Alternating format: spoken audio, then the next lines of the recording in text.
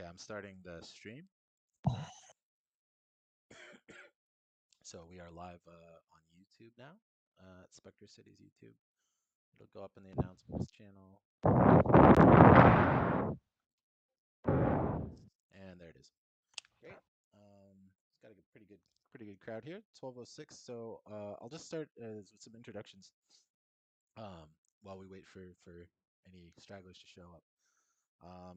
I'm Nick Koff on our Discord, Spectra City's Discord, in the Spectra avatar over here at the pink hair. Um, the googly eyes, I don't know. This is a glitch we've had. Spatial has given all these avatars really big eyes. So careful. Don't look too closely. It's kind of scary. Anyway, I want to tell you a little bit about what this meetup is. So we are Spectra Cities. We're an open source virtual city that builds real cities. And so right now, this intersection is one part of a very large city concept that was designed by the creative studio Numina and Spectra Cities. And what this really is a template and a starter kit for imagining future cities that you might want to actually live in. And so we have a community that contributes to our open source repository that you can read about at our website here. And we host these meetups every week to learn about what's happening in the space of XR urbanism. So we're very excited today to have Matthew Willmott from Strata Design Ltd, who is going to show us a little bit about what they're doing with a real both a real landscape architecture project they've got going in the UK and a virtual version of it, which we're going to visit and actually listen to the talk over there. And so I'd also like to introduce Brian Japetsky, who is the founder of Spectre Cities. Ryan over here, and maybe Ryan, you could give a little bit about why you started Spectra and any call to action you have lately. We were just in New York this week with a big event that we're going to have the video next week, but it was called Placemaking Across Realities. And we had a big panel and some companies talking about how real and virtual spaces are starting to commingle and inspire each other. So, um, yeah. Yeah, yeah, we got to spend some time in South by Southwest and meet some folks there and do a few demos there. And then we were in New York on Tuesday with the panel discussion. The project, really, I started the project to flesh out some ideas I've been thinking about cities for quite a long time. So the world we're standing in now, is a city without really a city without cars on the streets, and one that has a very familiar form of kind of 7-story mid-rise density, but one that could by being built ground up can incorporate the latest technologies. For example, underneath us there's logistics and automated delivery robots. So I partnered with Nemena last in 2021 to build this world out and share it. And what we're doing now is bringing people in and hopefully adding to it, evolving it, with the goal of one day building a real city, sort of based on these ideas.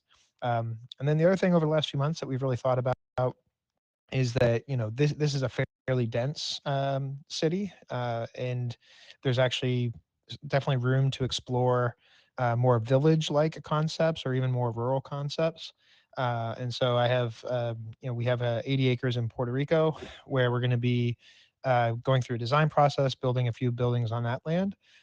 We've talked to a lot of smaller communities, kind of co-living communities, that are interested in these more kind of natural settings and less urban environments. So we think of this as a set of tools to build our cities and towns and villages of the future. And all the assets in here are under a Creative Commons license, so you can take this and build your own virtual worlds with it, or even one day build your own places with it. And so that's how Spectra is. And then we've really enjoyed inviting other people in working on adjacent projects to come in here and to share what they're working on, and I've really enjoyed learning about all these different projects. Great, thanks. And I'll just hand it over then to Matthew if you want to do tell us a little bit about Strata, and then when you're ready, we'll hop over. Yeah, okay. Well, we're Strata Design, we're landscape architects, and today we'll be showing you one of our roof garden projects that we've got on the UK. So if you'd like to follow me through this portal here, then I will see you on the other side. I'll just make sure everyone gets through. There's Tice. Hey, Tice. Welcome. There's a mute unmute buttons on the lower left. You'll have to do that every time we join a new space. Um, the You can use WASD or click the ground to teleport, and we're gonna just go through this portal right here to the Princess Anne Hospital.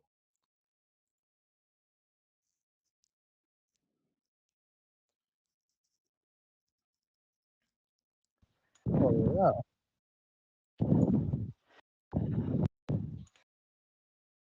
Yeah, no, it's does bring the space alive somewhat. And it is quite good sort of being able to talk with the background chatter. It just makes it a little less two-dimensional.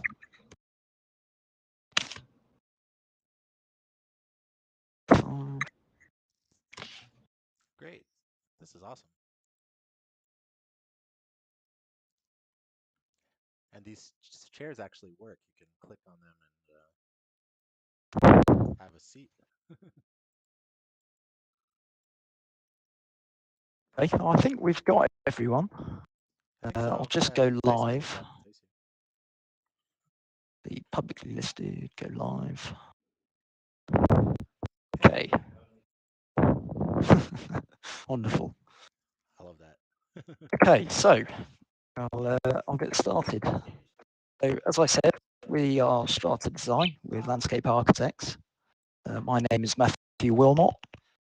So, got our founder Richard here with us, and Thea, who's our product designer. This is a selection of projects that we've sort of done recently. If you're wondering what a landscape architect is, we sort of do the bits around buildings. So we do the planting, surfacing, the sort of arrangement of the space. And in this instance, we also do the bits on top of the building.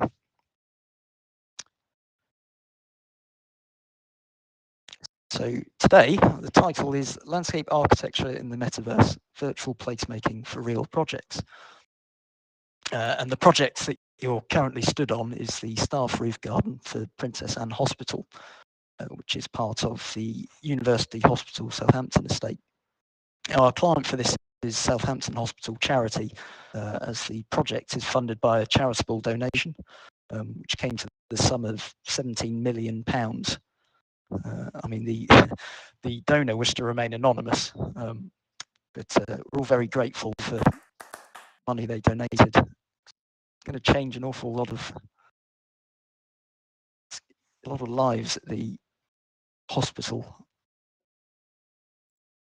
So Southampton is on the south coast of England, part of the United Kingdom. It's down here. And what you're looking at here is the University Hospital Southampton estate, which I think has about 14 or 15,000 staff members working there. I mean, as you can see, roof space isn't terribly well utilised at the moment. They do have solar panels on this building here, but there is scope to do stuff with the roofs. This building highlighted in red is the Princess Anne Hospital. So coming in, I mean, again, at current, there's no real use of it other than for sort of plant and skylights. I mean, initially the project was supposed to go on this roof here, but it was subsequently moved to this space here. So I think you should be able to identify the lift core that's behind you, the access bridge that comes over, and finally we're stood in this area here. Here's a few pictures of the, this is from ground level, this is the main entrance, this is where we are now. yeah, it's not a very nice place as it is at the moment. It's not accessible to staff. There's no biodiversity value. So this is what this project aims to change. Very briefly, this is our sort of workflow. Revit is what we use to produce all our construction documentation.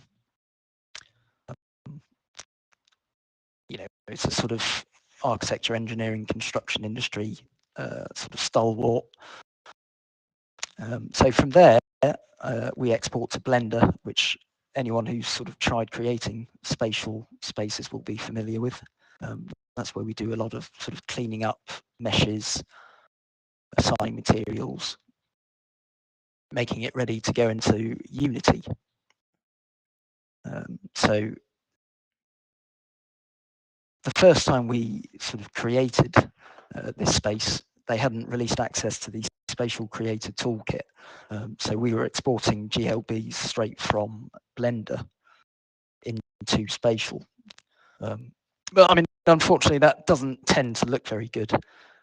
But fortunately, when they did release access to the Creator Toolkit, we can import everything into Unity and start introducing more game-like elements, sort of bake light maps, so we get a much higher fidelity on the roof garden. And finally, once we've done all of our prep, it's into Spatial, where we are now. So this is a steelwork model. One of the big challenges that we faced on this project is the loading on the roofs. So we had to work to 150 kilograms a square meter, which doesn't allow you to do very much. It's, you know, sort of 100 millimeters of soil, which is enough for wildflowers just about, but not sufficient for what we're currently seeing. So the engineer's solution is to create a steel frame that then sends the load down through structural columns, the existing structural columns of the building. And what that allows us to do is, you know, work to a loading of, you know, we're up to 600 kilos, I think, in places. So having that weight restriction removed allows us to put much bigger planting, the trees that you see, and, you know, sort of general furniture. So from there we go into Blender.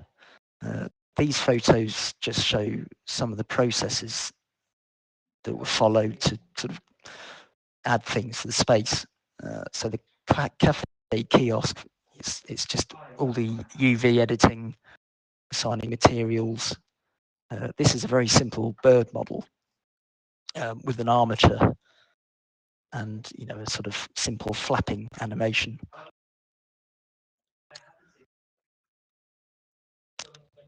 And once there's a lot of back and forth between Blender and Unity when you realise things aren't quite set up properly. But eventually you arrive in Unity, and this is where you can start assigning, you know, here you see the seating hotspots that are assigned to all the seating in the space.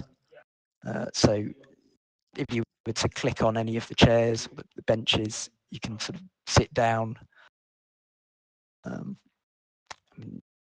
Also see B, for instance, which has got a trigger on it for the audio source. If you get too close to the Bs, they sort of buzz.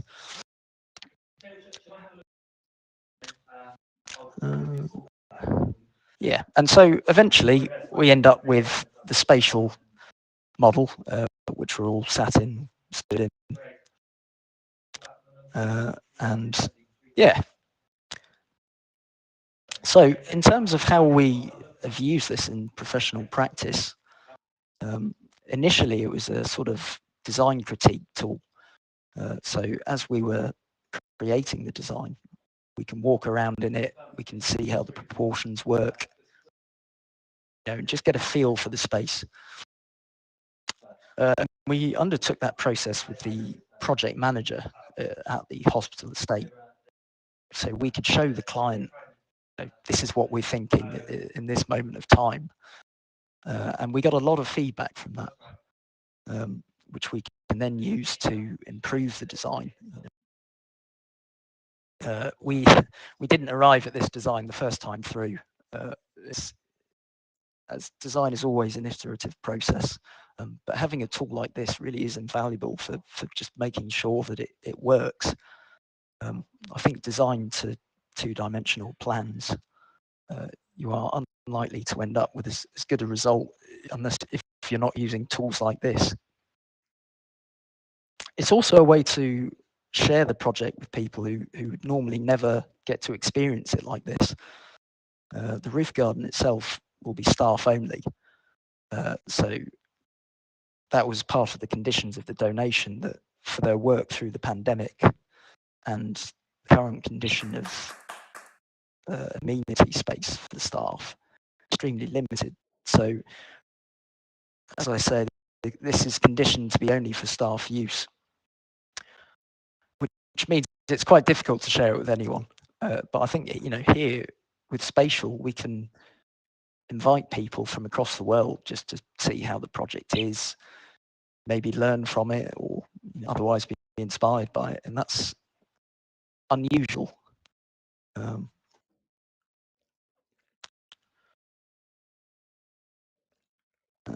So, I mean, have I missed anything, Richard? Is there anything you'd like to say about the model, Spatial?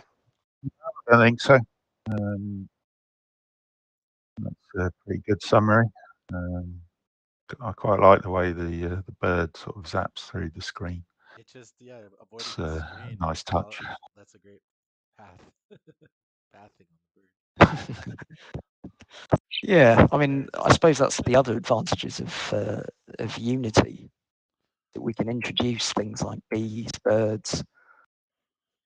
There's all the interactivity that Spatial introducing or has introduced that we can introduce to our own spaces. I mean, it's a cliche to say it brings it to life, but I think it's exactly that. Well, I mean, it's Yeah, not just I think as soon as right? we added them, I think it helped me actually realize like that plant and wildlife are actually using the green roof, right? And so maybe could you tell us a little bit about how the rooftop also serves, more than just humans, I guess? How do you just select the actual plant life? How does it fit into the local environmental context? Yeah, I mean, all the planting is chosen to one extent or another for the value it provides to wildlife, whether that's sort of pollen for bees, pollen for pollinators, or nesting opportunities for birds.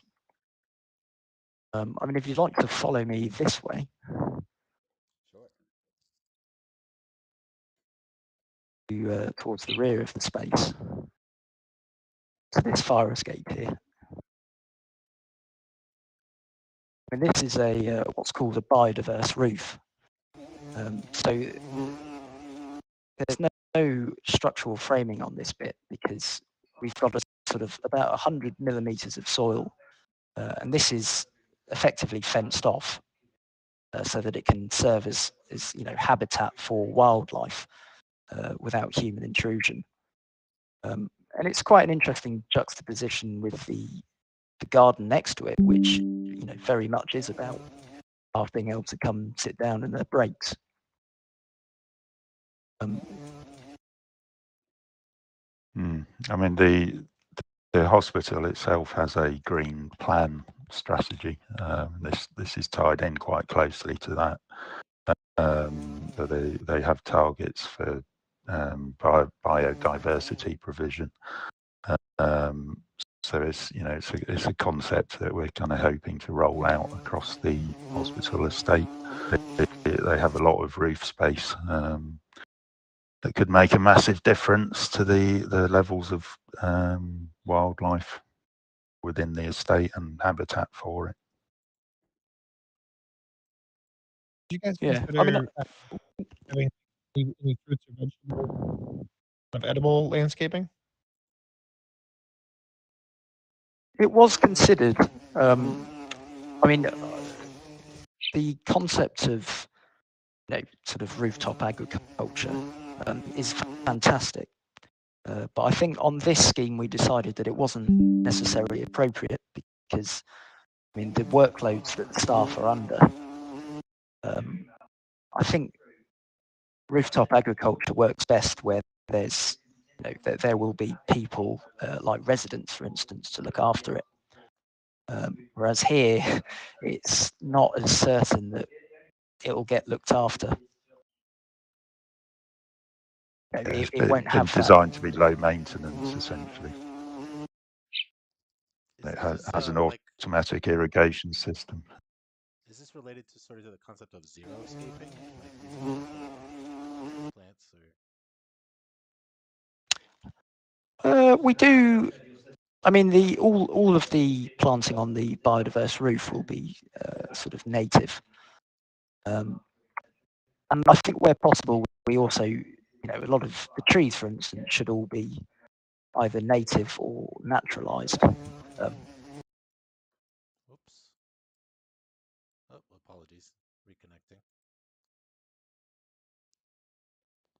Hit the wrong button.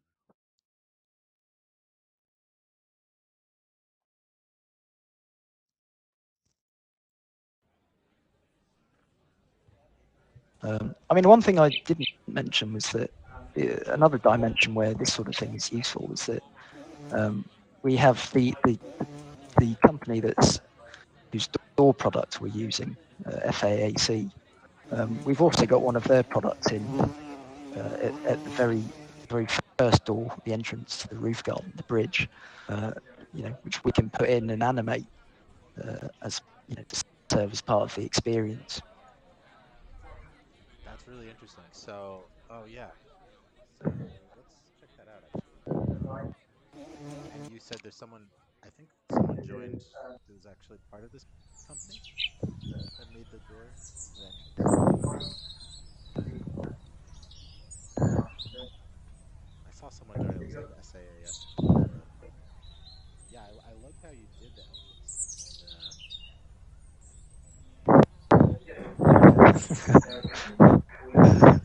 I think like some of the I love the worlds that incorporate an entrance, and rather than just the space itself, because it really gives a sense of like both sides of the context. You can imagine stepping into the footsteps of a very exhausted NHS worker, right? Coming here for your break. Yeah, no, it kind of sets the scene, doesn't it? Did you share the design besides the direct client? Did you bring any other workers into the virtual space? Before you're going to start construction. Yeah, we've sent the we've had the contractor sort of looking around it. I mean, we're not shy of sending the link to people. We do think this is quite a good thing, and it's, as you say, it's extremely useful showing this to the people who will be building it. I mean, it's also one of the biggest problems we face is that a process we call value engineering, where if we're running over budget, then things have to be cut to bring a figure within the acceptable range. And I think people are much more reluctant to cut when they've experienced something like this. Because I think if people like what they see, they start taking ownership of it. It's something to sort of protect. They start getting emotionally attached to the space even before it's real. Yeah. Yeah, exactly. That's quite interesting. Which is a useful thing in the construction industry. Yeah, I mean, a VE exercise at its best is value engineering, but if you're not careful, you get all the quality stripped out, and often people don't really understand what you're proposing anyway, if it's just based on drawings. But this space is obviously a lot more kind of engaging. You get much better buy-in from the client, we find. Did you have the client join it in virtual reality as well, or just on the browser? Mainly the browser. I think VR was a bit of a stretch technically, but of course that's the beauty of the browser accessibility on spatial. It just opens it up to a much wider audience. Mm. I mean, will it run well in the Quest? I'm on the browser currently, but I could try it in the Quest later. It should. I have tested Yeah, I this think new we have toolkit got a space. Quest. Yeah, I with this new toolkit, it seems like some of the space might get a little bit heavier for Quest. I wonder how they're dealing with that, because there is like a soft cap on suggested sort of polygon count, etc. But I imagine the space would run. I mean, I think I'm running at about 1.7 million vertices at the moment. Oh wow!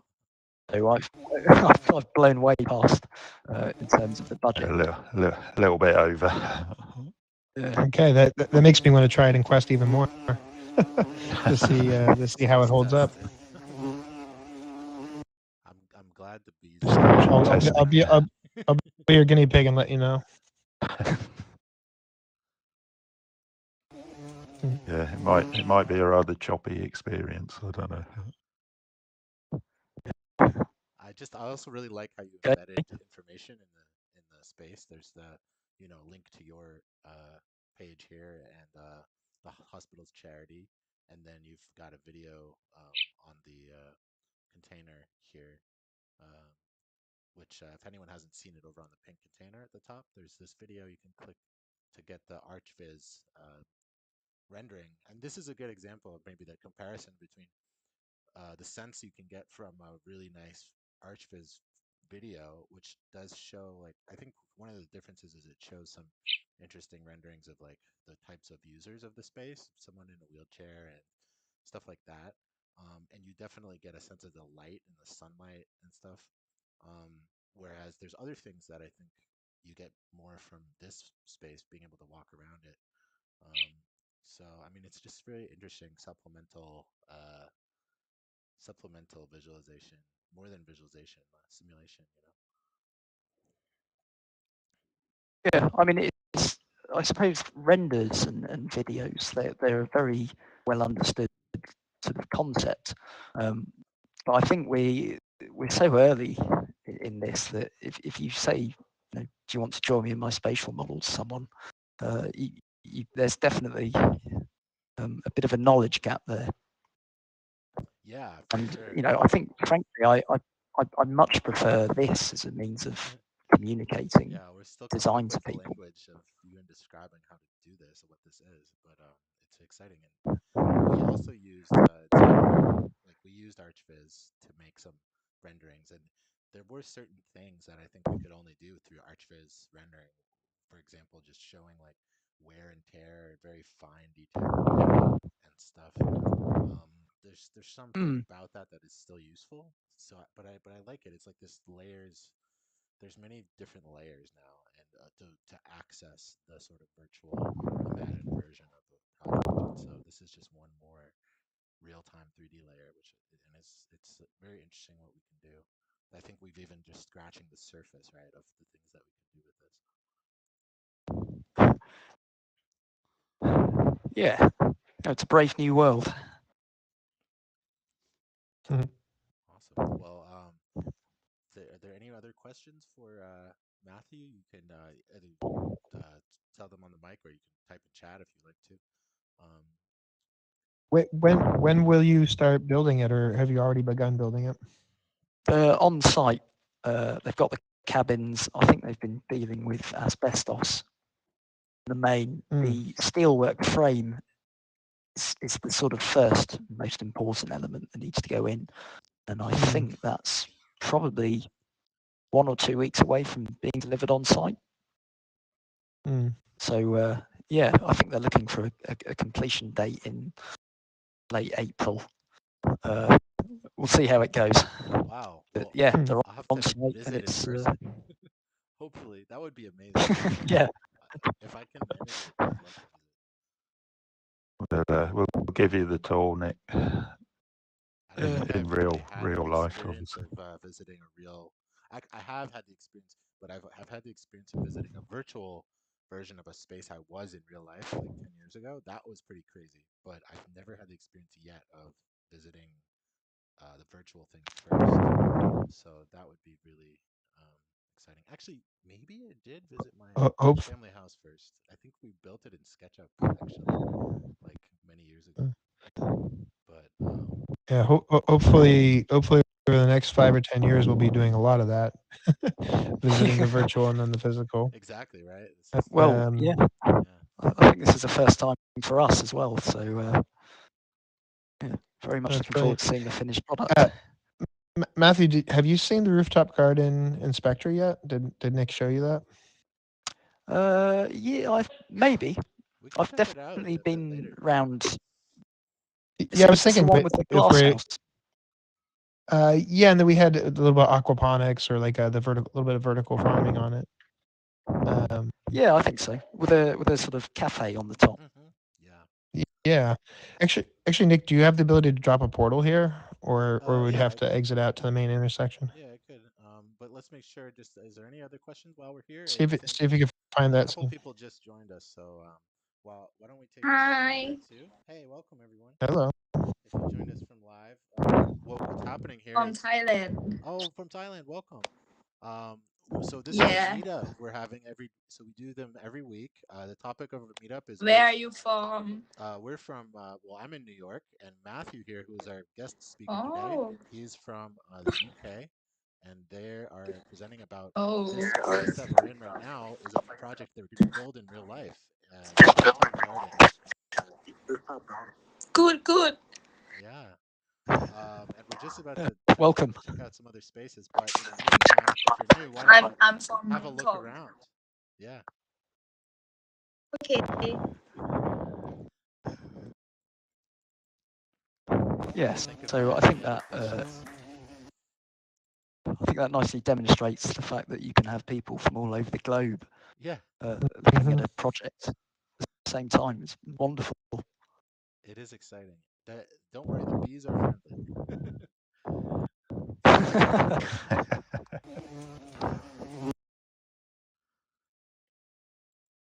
All right, let's see if I can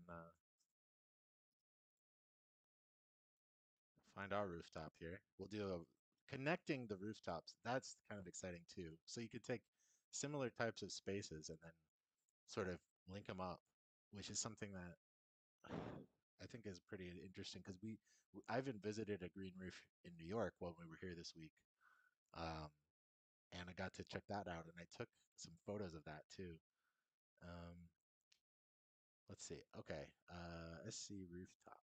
Where is it? There's a couple different versions of it. I'm trying to find our public version.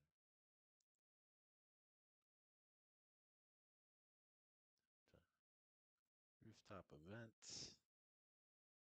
Um, and I know I had another question, and I can't remember. We covered the actual site when it's going to be built. We covered the environmental context. Oh, the question I had, Matthew, was about accessibility. So access. I know that in the video there was some folks in wheelchairs. What types of considerations did you have to take into account for that? And is there anything about the virtual space that helps think about that stuff? Yeah, I mean, I think the main considerations around path widths. So making sure that there's enough space for someone in a buggy or a wheelchair to get around. So minimum distance we were working to, which I think you can see most obviously in the garden, is around 1500 millimeters, and that is it's the minimum plus a bit extra. There's no point in making it sort of too tight a squeeze. And the other one is around. Oh, okay. The other one is around the sort of maximum slopes. Obviously, if you're in a wheelchair, there is a limit to what you can push yourself up. So in the UK, we tend to work around not making anything steeper than 1 to 21. And as you go steeper than that, you have to start, sort of creating systems of ramps and landings and that sort of thing. And I suppose the other one is just making sure that you're putting in a surface that wheelchair users can sort of move themselves over comfortably. Oops. I hit the wrong button again. I'm sorry, everybody. We're back though.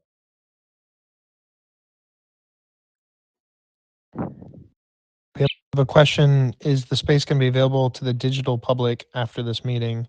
I think, is this already a public space, or is this a private space currently? I went public when we entered. So yes, it's you can visit this as much as you like. Awesome. So this was a launch.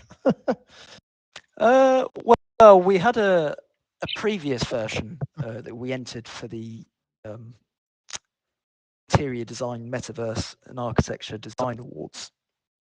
But obviously, we're kind of waiting to hear back on that. So this is like the next gen version where I've added sort of interactive doors, bees and birds. So this is V2. So nice. currently Nice. they're kind of both alive. That's quite interesting. That it looks great. Another use of a virtual version of a real project is that if it's a project that is only accessible to certain people or staff in a private space, the virtual one could be public, right? So you have a chance to visit some spaces with restricted access or spaces that might be hard for you to visit in real life. That's pretty cool. Great. Well, I found our rooftop for Spectra. So why don't we wrap up over there and talk about how everyone can keep in touch with us. Oh, and Buckaroo, yes, that's a great question about the process of building the environment. Maybe you could go back to that slide about your workflow, your pipeline.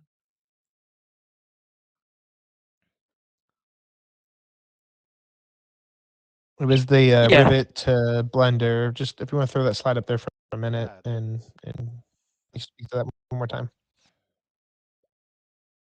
Yeah, I mean, I obviously we can't go through the full process because that's many hours. But Revit is a tool that is used by a lot of people in the architecture, engineering, construction industry. It's not necessary for creating a sort of somewhere input into spatial, but we use it because it's an industry standard and it's kind of geared up towards creating spaces that are built with elements as they would be in real life, and I find it's much easier to get things to the right human scale in it. So we model everything in Revit and then we take it into Blender. Now, in theory, you could create a space like this just using Blender.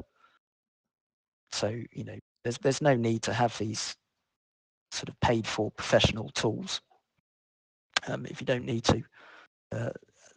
And Blender is what we use to clean up all of the geometry that we pull in from Revit.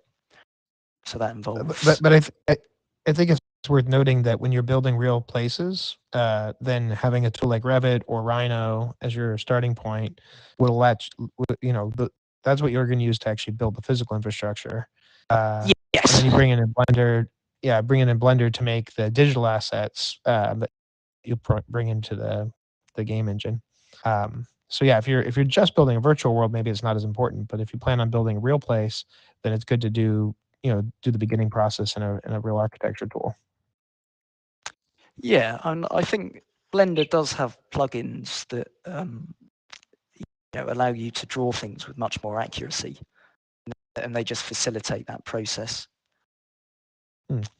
So cool. I think that's definitely worth looking at. Yeah, and also Revit and Rhino, the nature of that type of 3D file is also possible to, I think, 3D print things easier. So that's another use that you haven't even talked about. But yeah, I noticed that Rhino 7 has got a shrink wrap command, which will effectively just almost like shrink wrap, just drop it over your geometry. I mean, one of the problems I've found with 3D printing is cleaning up your own geometry to a point where it's watertight. Right.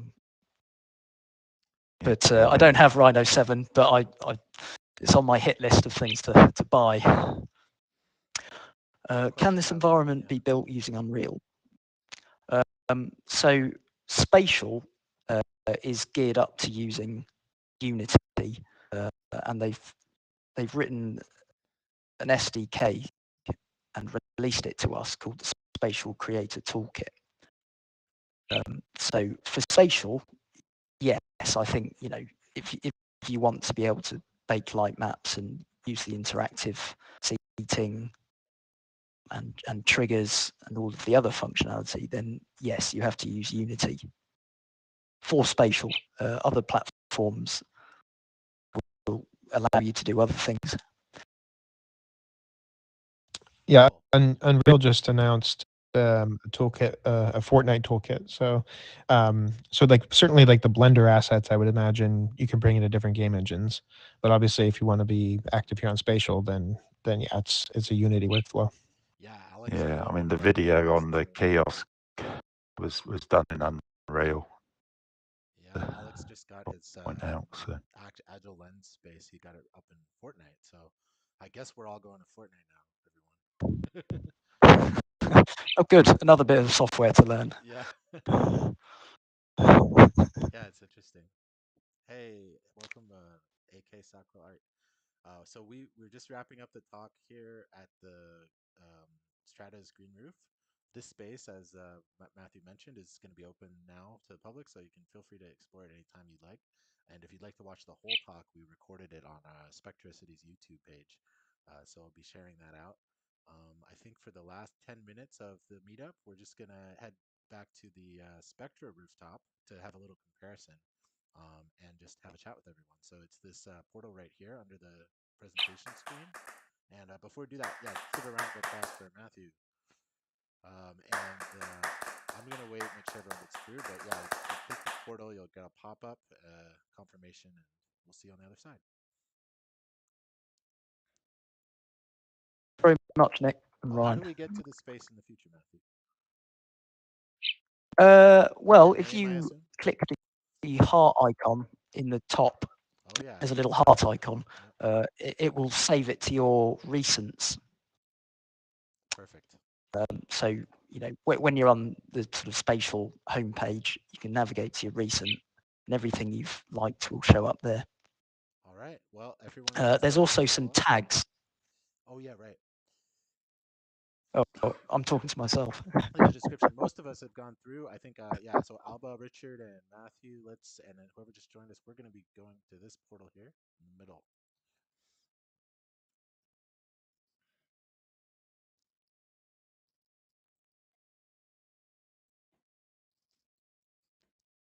All right.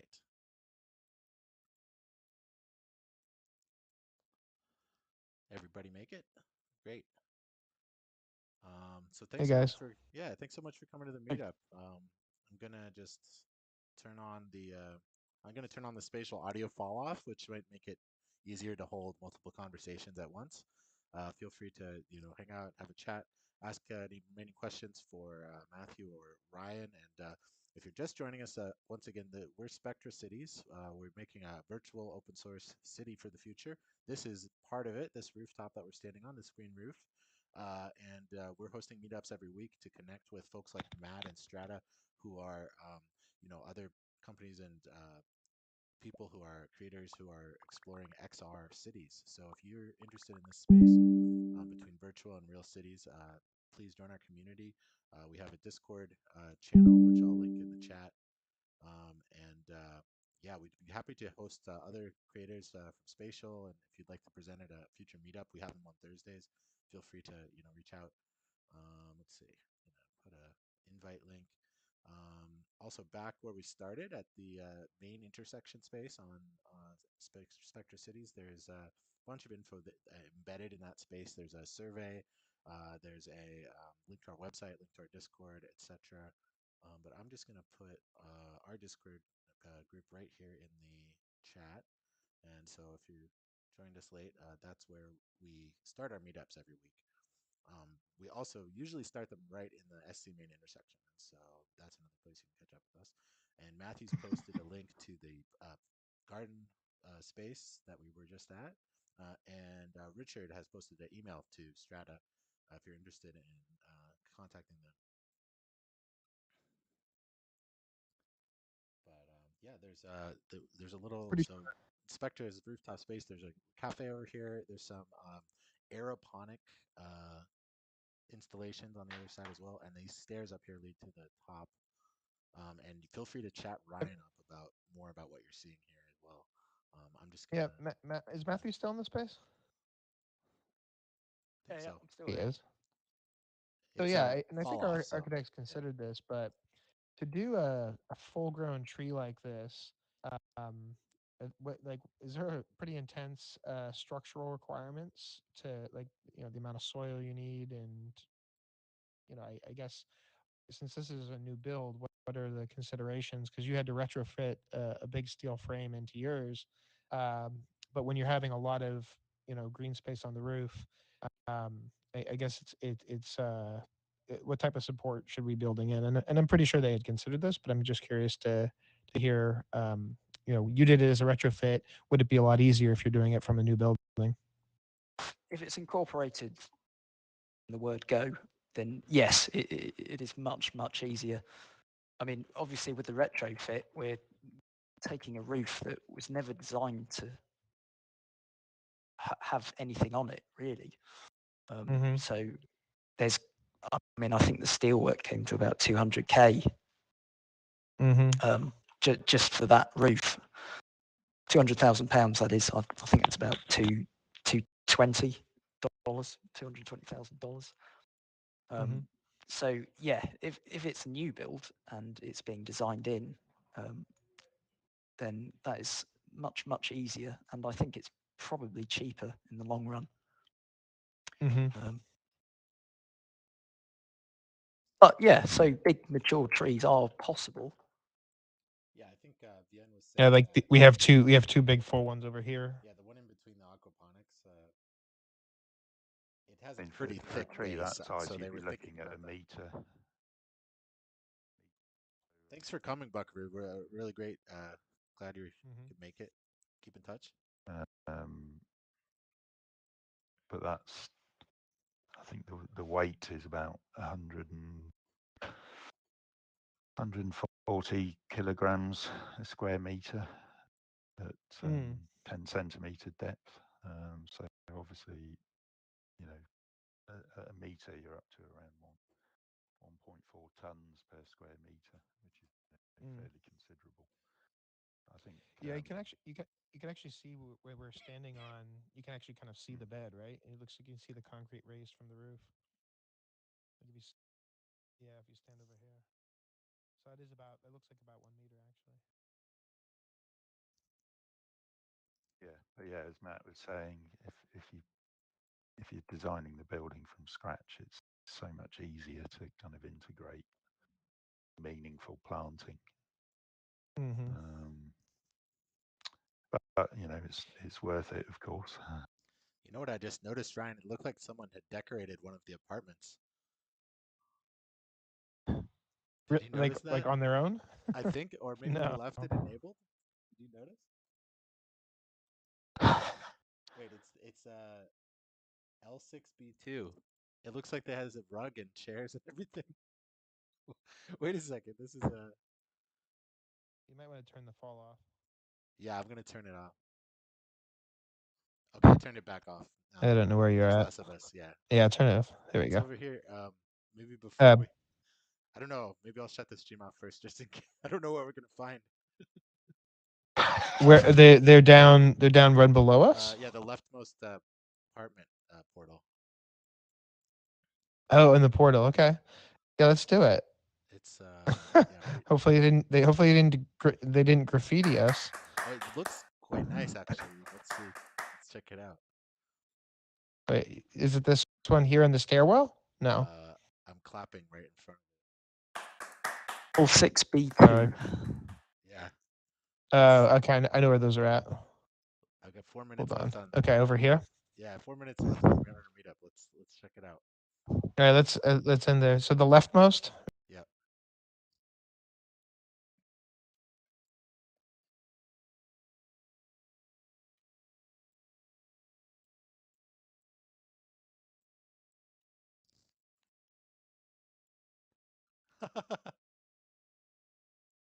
That's incredible. Oh my gosh. Someone has moved in. We have a squatter. We have our first digital Our squatter. first I love it.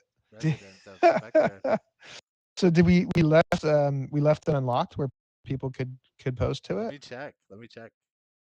Uh, There's We an must have left it animated unlocked. grandfather clock. Yeah, I don't think anybody. yeah, We no, didn't do all anything. We just all left that's it open. checked. All that's checked is allow adding content. That's all I checked. Oh, that's brilliant. Yeah. This is so cool. What a happy accident here. Look at that rug. That's a Somebody just beautiful decided. rug. It's crazy. It's really nice actually, They put a lot of right? work. It's Like got they a didn't just like put a. Up. check the bathroom. There's even a working mirror. My God, this is incredible. They did a really good job designing it. We should probably lock it down now. So and then You know, I don't I need know. to figure I out mean, who it was so that we can like thank them and then tell them how to make it permanent. or or at the very yeah, or at the very least, can you clone this? Why don't you clone this instance and then keep the public one public, so that way there's a copy of this work. Well, I'm just gonna toggle the adding content thing off, and then maybe we can leave a note for them. Just say This you're is not terrific, evicted. This though. is a virtual city, so but here's how to get your own template. Who Yeah. do you recognise these avatars? These two people, sort of, Yeah. they're in all No, sorts I of think. They photos. look like alt Yeah, they were just space. I taking think it's some alt selfies. space avatars. I think it's some alt. This is You know, terrific. Ryan. I think some alt space refugees moved in when alt space shut down. So we're already building cities for refugees and the future. You know, big Yeah, vision says this is platforms insane. are changing. Yeah, this is they did a Oh better my job than I God. could have ever done. So this is a prime user Yeah, generated. this took a lot of time. Yeah. But wait, no, seriously, Nick, see if you can clone this one so that they'll have a copy of it, and Yeah. then yeah, you can lock it down. I But like don't. they should have their own little world, and they could be. Oh, absolutely, absolutely. I'm gonna leave at the spawn like a little note for them, like saying "Wow." Um, but Yeah, and have them yeah, reach out to us. This is terrific. yeah, this is Okay, so cool. well, I All right. guess I guess with that we can wrap for the day. But Yeah, this is terrific. yeah, great meeting Thanks, you guys. Matthew, for joining us on this little journey. Yeah, no, thank you very much. Yeah, Yeah, we'll see you and, next week. It's yeah, great to hear congratulations about on your your work. new apartment. Yeah, Our we'll first. This is our first tenant. I'll call it our first tenant. yeah, we'll see you Well, next week. people pay good money for this stuff. I think next Oh week my God, our that's terrific. presenter, we've got a guest next week too, and it's the guy that has a green building, sustainable materials startup. They're building stuff with cardboard, basically, like cardboard mixed with poly and carbon fiber in a really interesting way. And they're going to be showing some virtual building materials. I need to check in with them and make sure they're still good for next week, but I think that's who we're going to have. It's the company's called Metacomb. And yeah, really excited for that. So thanks for tuning in. We'll see you next time. Come go to spectracities.com, and if you want to join our Discord, and Strata, I don't. Is your website just strata.co.uk or Uh, strata-design.co.uk. Strata Design? But I think there's a link Awesome. on the intersection. Yep. Yeah, we'll leave that up until next week. And yeah, great. Thanks everybody. Thanks so much. Yeah. Yeah, Appreciate it. thanks, Cheers. guys. Take care. Cheers, guys. Bye.